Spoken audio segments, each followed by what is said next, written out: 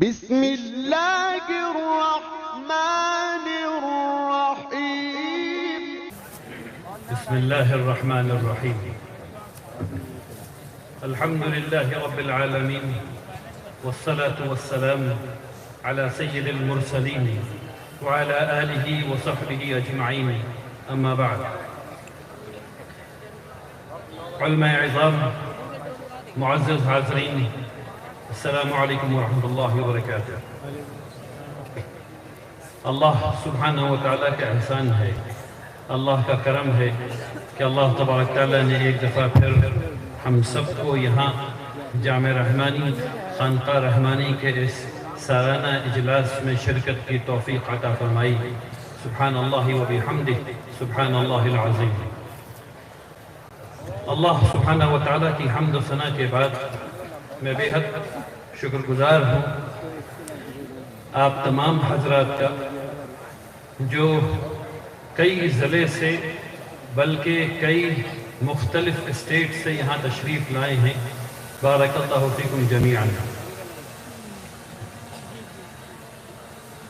آج کا دن کامیابی کا دن ہے، آج کا دن خوشی کا دن ہے، آج کا دن مبارکبادی کا دن ہے، اور آج کا دن اظہار تشکر کا بھی ہے۔ سب سے پہلے تو شکر ہے اللہ کا۔ اللہ کے شکر کے بعد انسانوں کی باری ہے، تو میں وہاں سے شروع کرنا چاہتا ہوں جو ان سب چیزوں کی جڑ میں شامل ہے، وہ ہیں والدین۔ میں شکریہ ادا کرنا چاہتا ہوں ان لوگوں کا جو یہاں موجود ہیں، جن کے فرزند کے سر پر آج دستار فضیلت باندھی گئی ہے۔ آپ وہ لوگ ہیں جنہوں نے اسلام کی فکر کی، آپ وہ لوگ ہیں جنہوں نے تعلیم کی فکر کی۔ انشاءاللہ اللہ سبحانہ و تعالی آپ کو اس کا بہترین بدلہ عطا فرمائیں گے۔ آپ کے سامنے جو دستار فضیلت باندھی گئی، اس کے پیچھے جن اساتذہ اکرام کا ہاتھ ہے، انہیں ہم سب لوگوں کو شکریہ ادا کرنا چاہیے، مجھے بھی اور آپ کو بھی۔ اگر ان کی دن اور رات کی محنت نہ ہوتی تو ہمارے ان نونہالوں کے سر پہ دستار فضیلت بھی نہ باندھی گئی ہوتی۔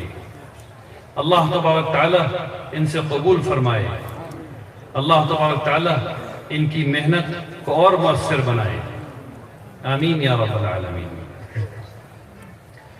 بہت شکر گزار ہوں اس اجلاس کے منتظمین کا، تمام رضاکار حضرات کا، جنہوں نے میرا خیال یہ ہے کہ 15-20 دنوں سے خوب محنت کی ہے اس اجلاس کو کامیاب بنانے کی۔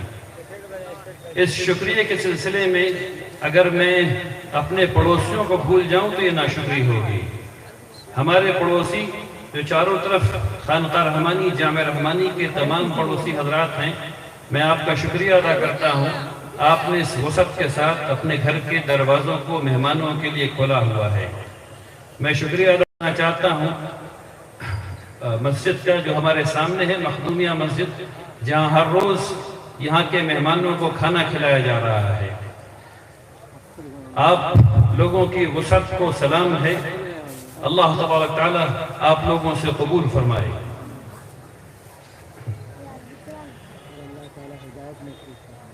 آج کے اس کامیابی کے دن میں مجھے آپ سے دو چار باتیں کرنی ہیں۔ پہلی بات تو تعلیم کے سلسلے میں ہے، اور دوسری بات کچھ معاشرے کے سلسلے میں ہے۔ اصل میں جامع رحمانی تعلیم دینے کی جگہ ہے، اور خانقاہ رحمانی تربیت کی جگہ ہے، اور ان دونوں جگہوں کی وجہ سے مجھے آپ سے ان دونوں موضوعات پہ کچھ تھوڑی سی گفتگو کرنی ہے۔ اللہ سبحانہ و تعالی قرآن شریف میں فرماتے ہیں، اعوذ باللہ من الشیطان الرجیم، بسم اللہ الرحمن الرحیم، اقرأ بسم ربك الذي خلق خلق الإنسان من علق اقرأ وربك الأكرم الذي علم بالقلم علم الإنسان ما لم يعلم صدق اللہ العظیم۔ میں چاہتا ہوں کہ آپ تمام حضرات اچھے سے پہلے کہ میں اپنی بات پوری کروں، آپ لوگ ادھر باہر بہت ڈھیر سارے لوگ کھڑے ہوئے ہیں، آپ لوگ اندر آ کر کے بیٹھ جائیے۔ ادھر بھی مجھے دکھ رہا ہے کہ بہت ڈھیر سارے لوگ منڈیر پر کھڑے ہوئے ہیں، اگر آپ لوگ اندر آ جائیں، اگر جگہ مل سکے تو اندر آ جائیں، زیادہ اچھا ہوگا۔ اب بات کو غور سے سنیے، اسلام اور علم کا کیا رشتہ ہے اس کو سمجھنے کی کوشش کیجئے۔ مکہ کے بارے میں سوچئے جب یہ آیت نازل ہو رہی ہے، یہ آیت ایک ایسے وقت میں نازل ہو رہی ہے جہاں جہالت ہی جہالت ہے۔ یہ آیت ایک ایسے وقت میں نازل ہو رہی ہے جہاں معاشرے میں گناہ ہی گناہ ہے، جہاں شرک ہی شرک ہے۔ ایک ایسی جگہ ہے جہاں بچی کو پیدا ہوتے کے ساتھ دفن کیا جا رہا ہے۔ ایک ایسی جگہ ہے جہاں معاشرے میں اچھے شعراء تو موجود ہیں، بے پناہ بڑے شعراء تو موجود ہیں، ایسے ایسے شعراء موجود ہیں کہ جب وہ سالانہ مشاعرے میں جب وہ اپنے کلام کو کہتے ہیں تو لوگ مجبوراً ان کو سجدہ کرتے ہیں، یعنی مجبوراً اس لیے کہ وہ اس سے اچھا کلام پیش نہیں کر سکے۔ تو جو سب سے اچھا کلام جس نے پیش کیا، لوگوں نے اس کو سجدہ کیا، پھر اس میں سے ایک دو لوگوں نے اس کے کلام کو لکھا اور خانہ کعبہ کی دیوار کو اسے ٹھوک دیا گیا۔ ایسے معاشرے میں یہ آیت نازل ہو رہی ہے جہاں شراب ہی شراب ہے، جہاں خرابی ہی خرابی ہے، جہاں پڑھنے لکھنے والے جوڑ جمع کر کے 20 کے اندر ہیں، یا آس پاس شعراء بہت ہیں لیکن لکھنے والے نہیں ہیں، پڑھنے والے نہیں ہیں۔ یہ آیت نازل ہو رہی ہے ایک ایسے شخص پہ جس کو لکھنا نہیں آتا اور پڑھنا نہیں آتا۔ آیت کیا نازل ہو رہی ہے؟ اقرأ، پڑھیے، غور سے سنیے اس بات کو۔ نازل کیا ہونا چاہیے تھا؟ شرک مت کرو، گناہ مت کرو، شراب مت پیو، بیٹیوں کو دفن مت کرو۔ یہ نازل یہ ہونا چاہیے تھا کہ اللہ ایک ہے، محمد الرسول اللہ صلی اللہ علیہ وسلم اس کے نبی ہیں۔ نازل تو یہ ہونا چاہیے تھا، سچ بولو، اچھا کام کرو، لیکن نازل کیا ہو رہا ہے؟ اقرأ، پڑھو۔ بات سمجھ میں آ رہی ہے؟ الحمدللہ۔ اللہ تبارک تعالیٰ نے اسلام کو اور تعلیم کو ایسے جوڑ دیا، اسلام کو اور تعلیم کو ایسے جوڑ دیا، بالکل۔ اب اللہ تبارک تعالیٰ نے کیا فرمایا؟ پڑھو لیکن بسم ربک، کس کے نام کے ساتھ پڑھو؟ اپنے رب کے نام کے ساتھ پڑھو۔ کیسا رب؟ جس نے پیدا کیا۔ بہت اہم بات ہے، سمجھیے اس کو۔ قرآن شریف نے دعوت دی کہ تدبر کرو۔ کس چیز پہ تدبر کرو؟ آیات پر تدبر کرو۔ آیات کیا ہیں؟ ذرا غور کیجئے، آیات کیا ہیں؟ کیا زمین اللہ کی آیت نہیں؟ کیا اس پہ اگا ہوا گھاس اللہ کی آیت نہیں؟ کیا پیڑ اللہ کی آیت نہیں؟ کیا چاند ستارے اللہ کی آیت نہیں؟ کیا آپ کا جسم اور جسم کا ہر ایک رواں اللہ کی آیت نہیں؟ کیا آپ کی آنکھ اللہ کی آیت نہیں؟ تو قرآن شریف دعوت یہ دے رہا ہے کہ اللہ کی آیات پر تدبر کرو۔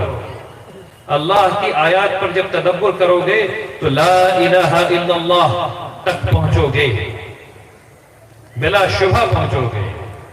اور آیات کیا ہیں؟ چھوٹے سے چھوٹی چیز، ایسی چیز جس کو آپ اپنی آنکھ سے بھی نہیں دیکھ سکتے، اس کے لیے آپ کو الیکٹرون مائکروسکوپ کی ضرورت پڑتی ہے۔ جب آپ اس میں دیکھتے ہیں تب آپ مجبور ہوتے ہیں یہ کہنے پہ کہ اللہ ہے، یہ ڈیزائن کے ساتھ کیا گیا ہے، اس کو کسی نے سوچا ہے، کسی نے سوچ کر کے بنایا ہے۔ اور جب آپ بڑی سے بڑی چیز کو دیکھتے ہیں، جب آپ چاند کو دیکھتے ہیں، ستارے کو دیکھتے ہیں، سورج کو دیکھتے ہیں، پوری اس سریا کو دیکھتے ہیں اور اس کے باہر دیکھتے ہیں اور ملٹی ورس کو دیکھتے ہیں، اتنا بڑا کہ انسان کا ذہن اس کو ناپ نہیں سکتا۔ اس کو جب آپ دیکھتے ہیں تو آپ کہتے ہیں کوئی خالق ہونا چاہیے اس کو بنانے والا، یہ اپنے آپ تو نہیں بنا۔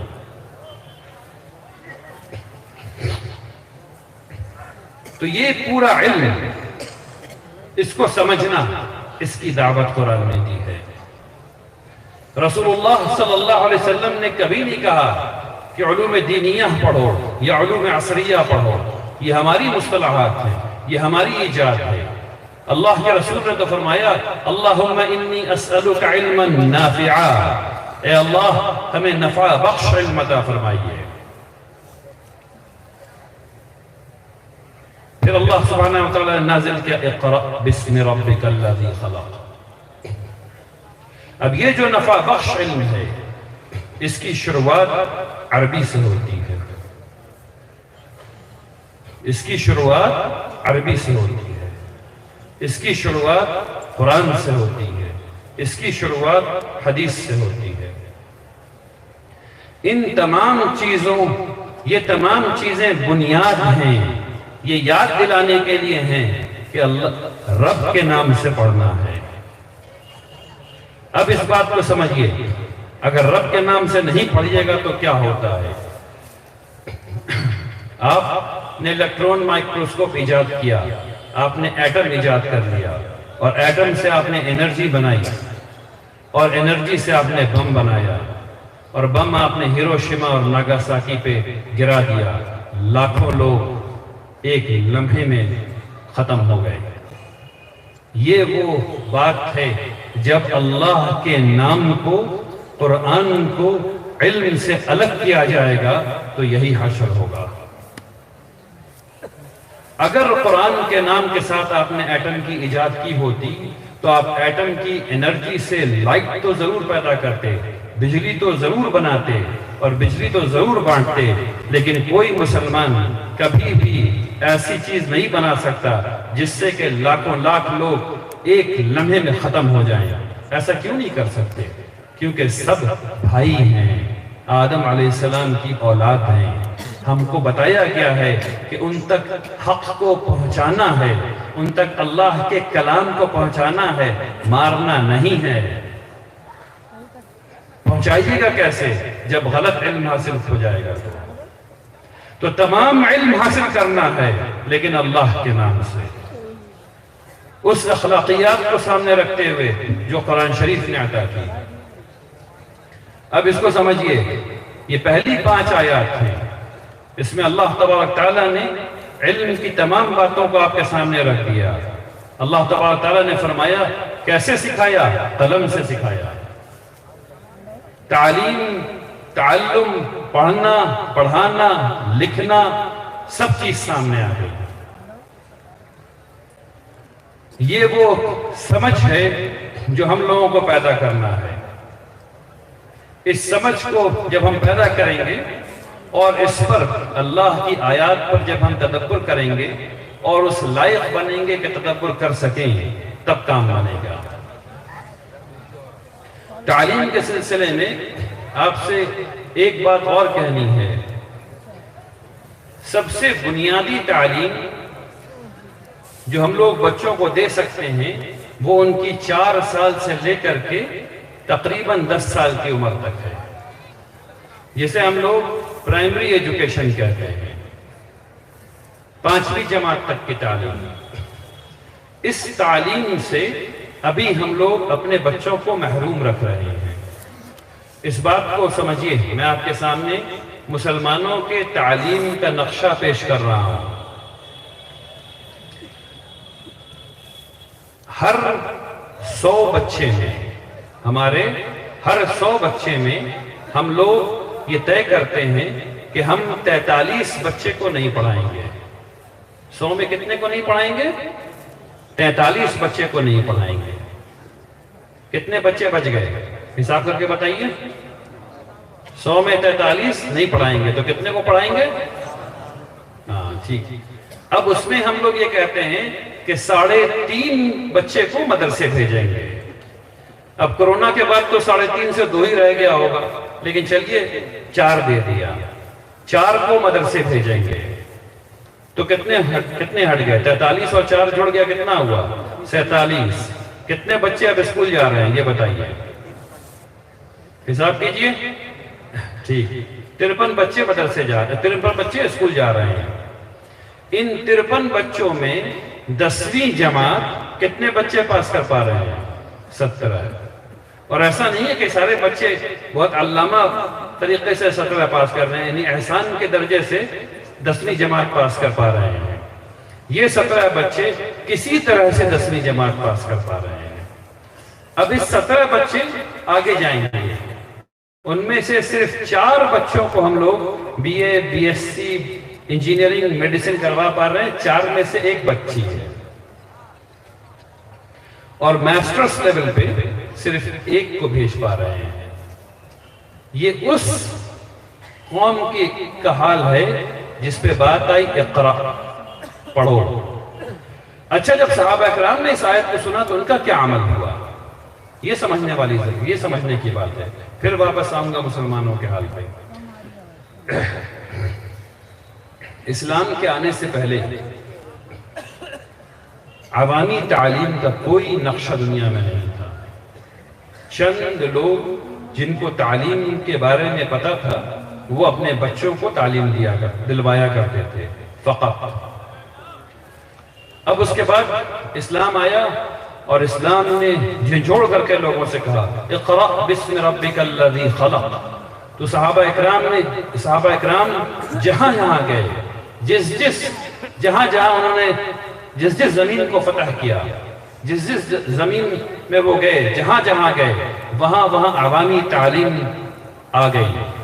جب یورپ میں بادشاہوں کی لائبریری میں 15 اور 18 کتابیں ہوا کرتی تھیں تو بلا مبالغہ مسلمانوں کے مدارس اور لائبریری میں لاکھوں ہوا کرتی تھیں، اور میں مبالغہ کم کر رہا ہوں، لوگوں نے لکھا ہے 10 لاکھ سے اوپر۔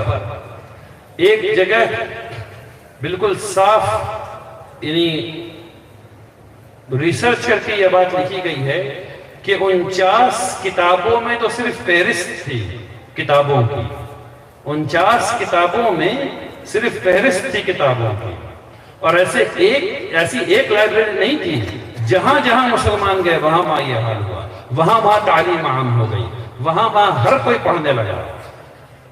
اور آپ کے اس ملک میں بھی اسلام کے آنے سے پہلے عوامی تعلیم کا کوئی تصور نہیں تھا۔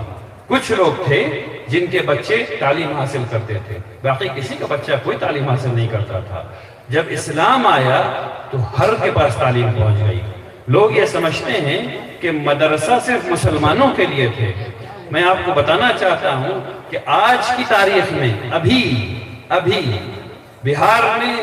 بہار کے مدارس میں تقریباً 10% غیر مسلم طلبہ ہیں، بنگال کے مدارس میں تقریباً 15% غیر مسلم طلبہ ہیں، اور یہاں تک کہ یوپی کے مدارس میں 5 سے 8% غیر مسلم طلبہ ہیں۔ ساؤتھ کی بات تو چھوڑی دیجیے، وہاں اور بھی زیادہ ہوں گے۔ آج کی بات بتا رہا ہوں آپ کو۔ میں نے والد صاحب کی لائبریری میں وہ کتاب دیکھی ہے جو ڈاکٹر سچیدانند سنہا صاحب نے لکھی ہے، اور میں نے پڑھی ہے، اور وہ کتاب اردو کے قاعدے پر لکھی ہے، تقریباً 400 صفحات پر مبنی ہے۔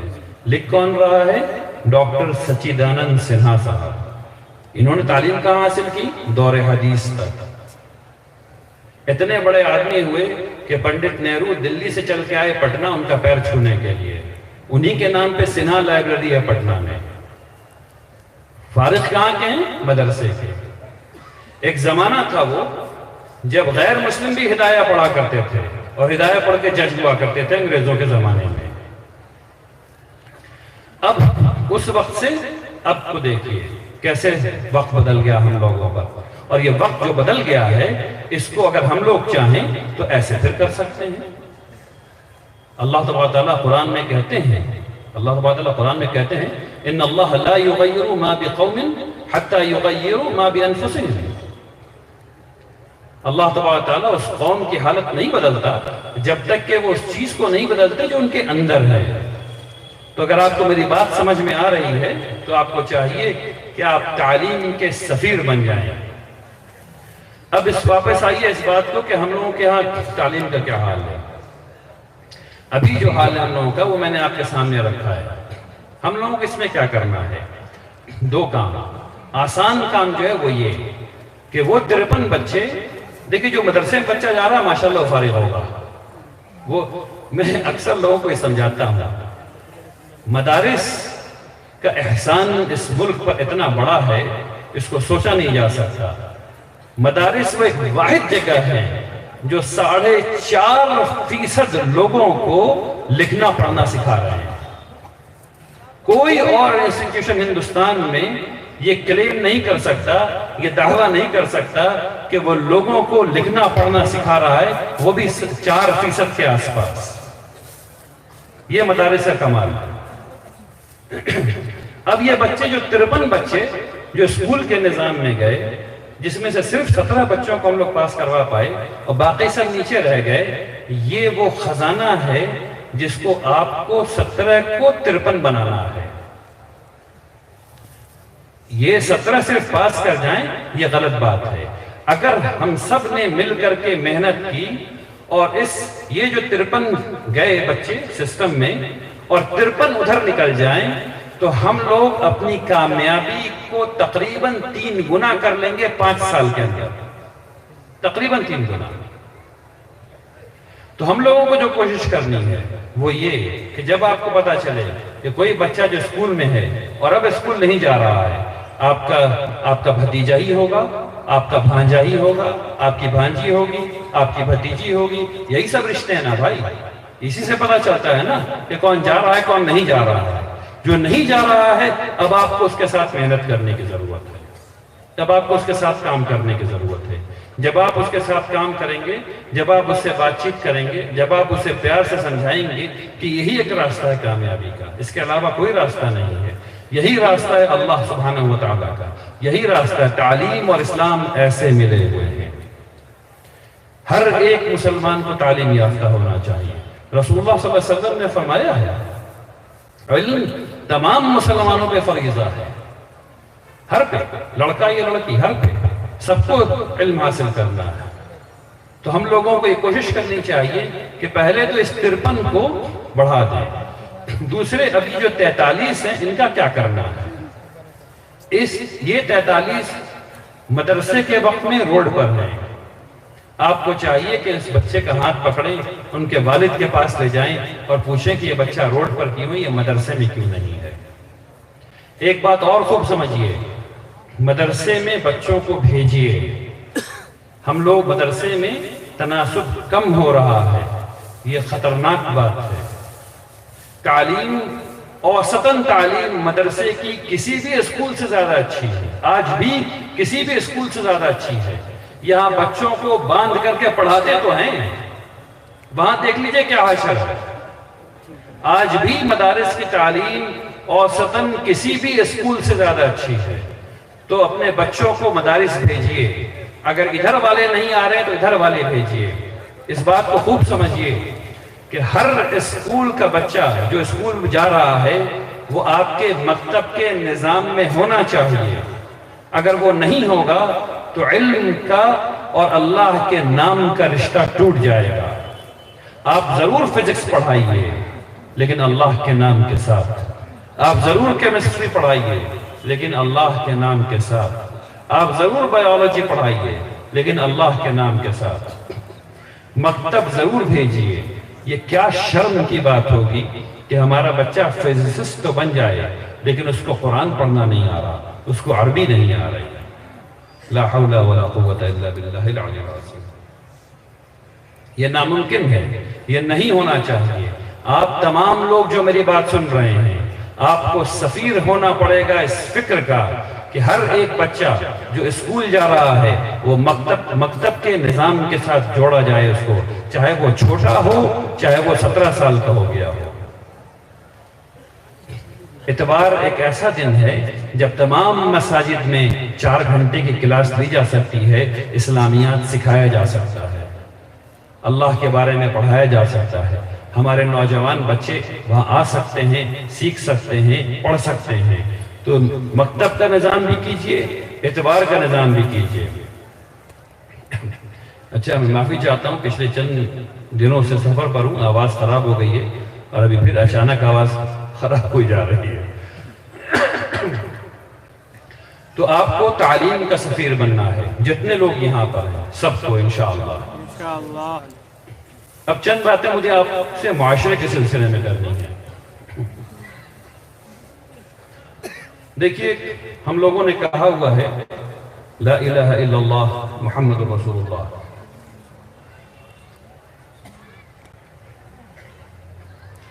اس کا مطلب یہ ہے کہ یا اللہ کوئی عبادت کے لائق نہیں، اس کا مطلب یہ ہے کہ یا اللہ میں عبادت کے لائق نہیں،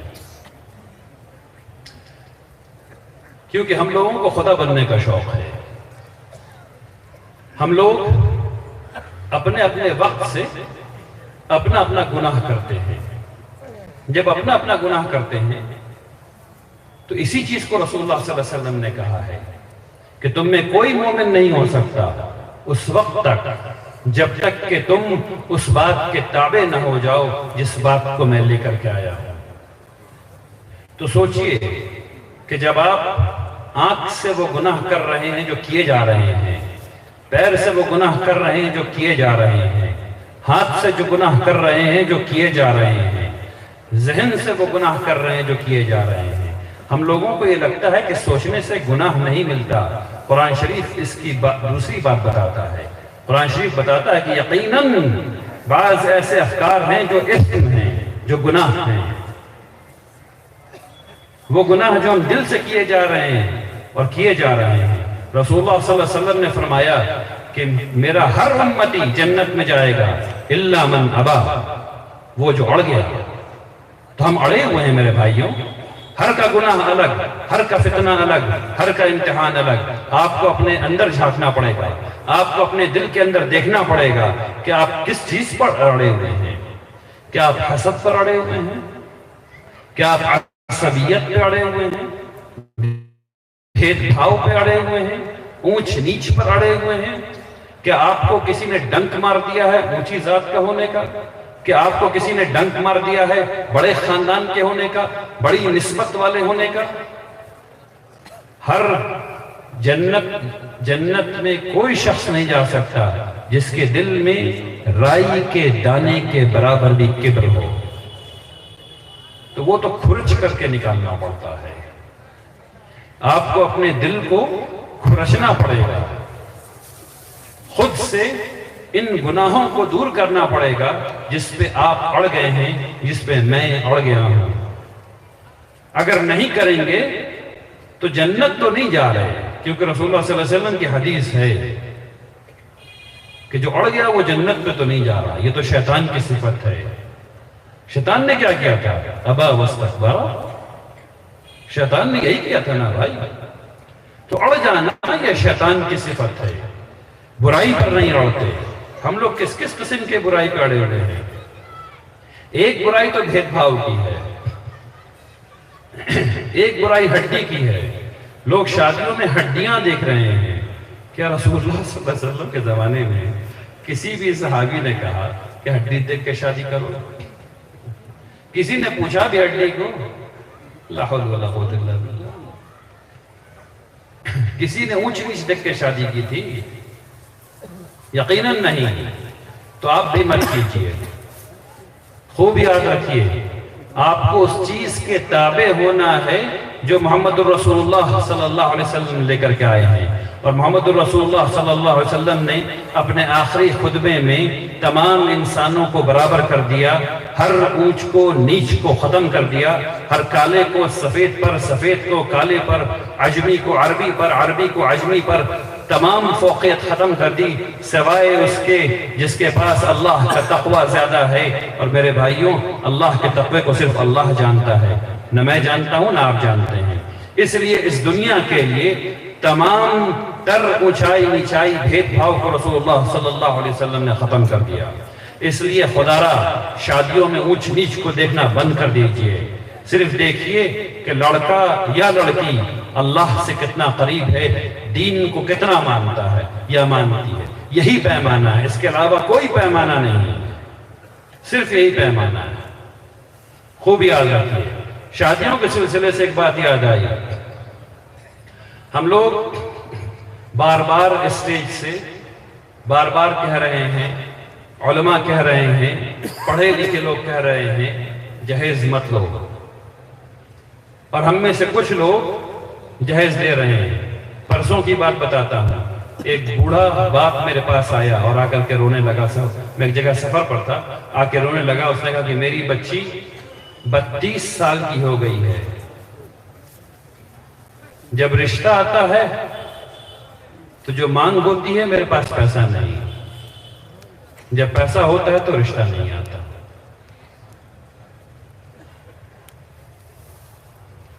کیا جواب دیں گے ہم لوگ؟ کیسے پانی پئیں گے رسول اللہ صلی اللہ علیہ وسلم سے حوض کوثر کا؟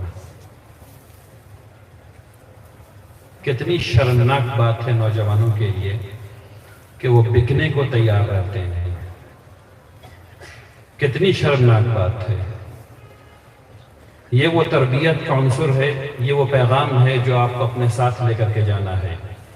اگر میں آج اس اسٹیج سے آپ سے کہہ رہا ہوں، اگر آپ کو پتہ چل جائے کہ اس جگہ جہیز لی جا رہی ہے، جہیز کو طلب کرنا حرام ہے، اگر آپ کو پتہ ہو کہ جہیز لی جا رہی ہے، آپ بلا شبہ منہ پہ انکار کیجئے کہ میں تمہارے نکاح میں نہیں آؤں گا، تمہارے بچے کے نکاح میں نہیں آؤں گا، تم جہیز لے رہے ہو، مت جائیے۔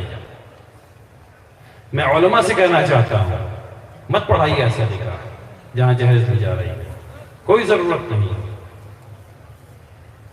جب تک ہم لوگ ایسے سخت قدم نہیں اٹھائیں گے، جہیز کی لعنت سے ہم لوگ پاک نہیں ہو سکتے۔ آپ میں سے کچھ لوگ ہوں گے جو کہیں گے کہ میں نے بیٹی کا دیا تھا، اب بیٹے کا لیں گے۔ نہیں میرے بھائیوں، جو غلط ہو گیا وہ غلط ہو گیا۔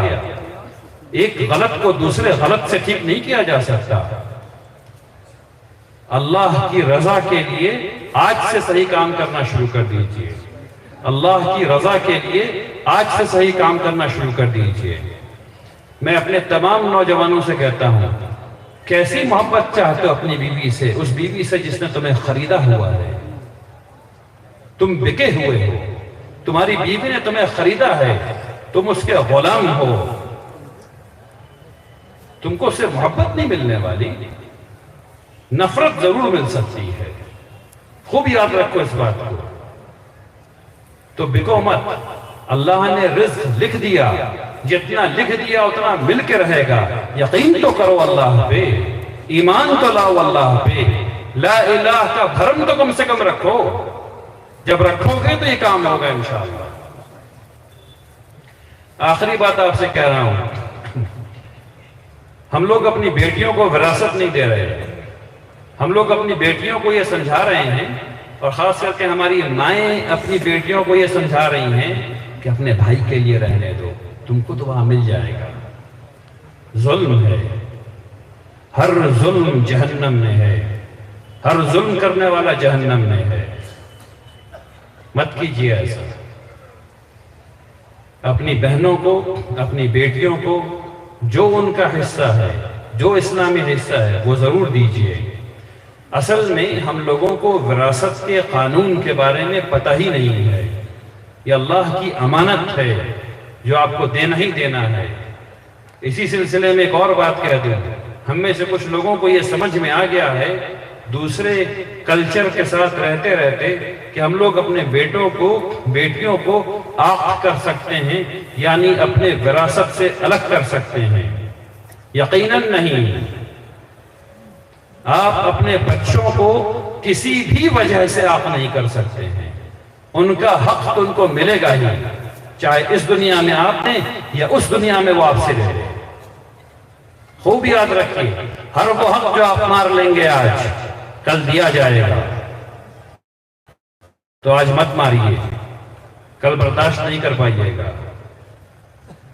تو اس بات کو خوب یاد رکھیے، وراثت کے بارے میں قاضی صاحب کے پاس جائیے اور ان سے سیکھیے، وہ آپ سے سوالات کریں گے، آپ جواب دیجئے، تب پتہ چلے گا کہ آپ کا وارث کون کون ہے۔